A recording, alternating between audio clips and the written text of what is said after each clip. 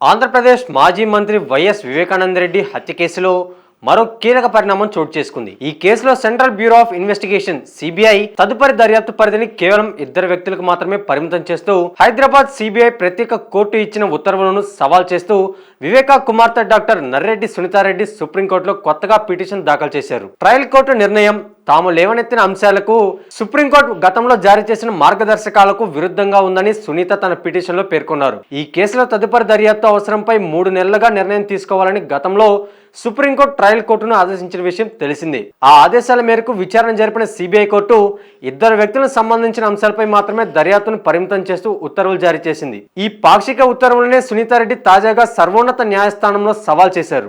దివంగత ముఖ్యమంత్రి వైఎస్ రాజశేఖర రెడ్డి సోదరుడైన వివేకానంద రెడ్డి 2019 మార్చి 15న కడప జిల్లా పులివెందుల్లోని తన నివాసంలో దారుణ హత్యకు గురయ్యారు.